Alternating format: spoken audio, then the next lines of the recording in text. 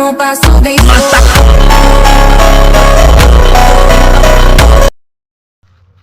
Hello guys, আসসালামু আলাইকুম। কেমন আছেন আপনারা? আজকে বের হয়েছি বৃষ্টির দিন।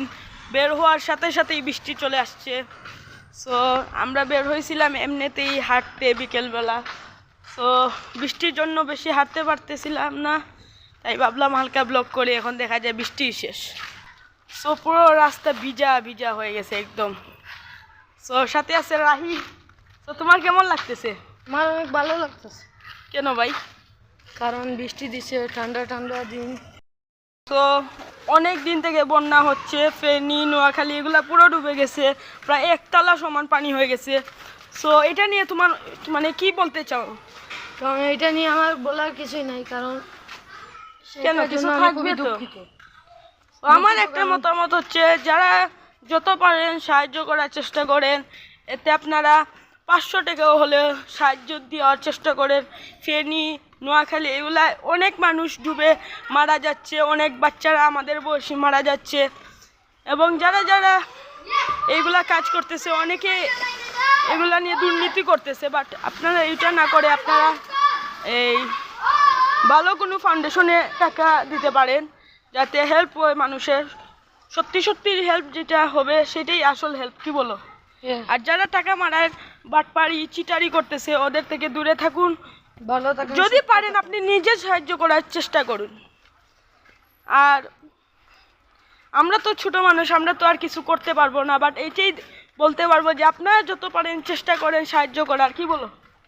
আপনারা বেশি বেশি করে সাহায্য করবেন। ফেনী, নোয়াখালী এগুলো তো আমাদের সমান, আমাদের বেশিও পানি এসে গেছে। মানে একতলা ডুবে গেছে এরকম অবস্থা। তো এখন আমরা যাই চা খেতে, কারণ বৃষ্টির দিন চা আর কি বলে পেঁয়াজি বা ডাইলের পরে এগুলা খেতে আলাদাই একটা মজা লাগে। সো চা আর পেঁয়াজি খাবো। তো যাওয়া যায়, কি বলো? ওকে, চলো। তো যাই, কারণ বৃষ্টির দিন আর কিছু করার নাই, পকেটে টাকা আছে মোটামুটি। তো যাওয়া যায়, চলো।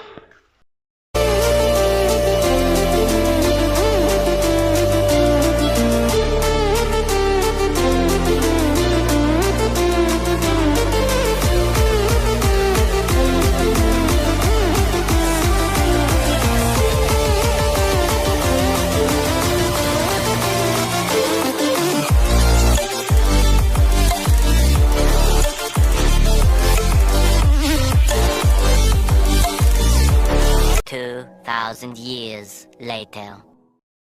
গাইস, চা খাওয়া শেষ, চলে আসলাম আবার সেম জায়গায়।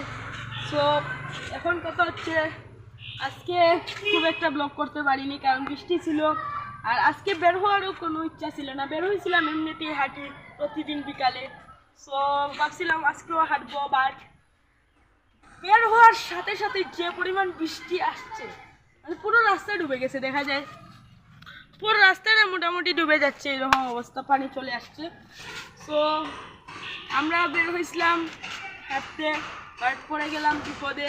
তারপর গেলাম ব্লগ করতে, তারপর চা খেলাম।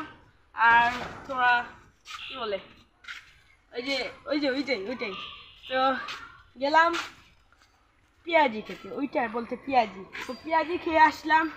এখন ভাবছি ভিডিওটা শেষ করে দিব। তো শেষ করার আগে একটাই কথা বলবো, আপনার নোয়াখালী, ফেনী এই জায়গাগুলোতে যারা থাকেন তারা একটু হলেও সাহায্য করার চেষ্টা করেন ওই জায়গার মানুষকে। কারণ যেই জায়গা ডুবে গেছে ওই জায়গার মানুষ অনেক বিপদে আছে। যেটা আগে তো সবসময় আমাদের সিলেট ডুবতো, এইবার ডুবতেছে না, বাট ওই জায়গায় অনেক ডুবে গেছে। সিলেট এত পানি আসছিল না যে পরিমাণ ফেনী ও নোয়াখালীতে আসছে। সো আপনার যারা পারেন সাহায্য করবেন, এতে 500 টাকা দিয়েও হলেও সাহায্য করার চেষ্টা করবেন। সো আজকের ভিডিও এতটুকু। যদি ভিডিও আপনাদের ভালো লাগে তাহলে লাইক, শেয়ার এবং সাবস্ক্রাইব করবেন। আসসালামু আলাইকুম।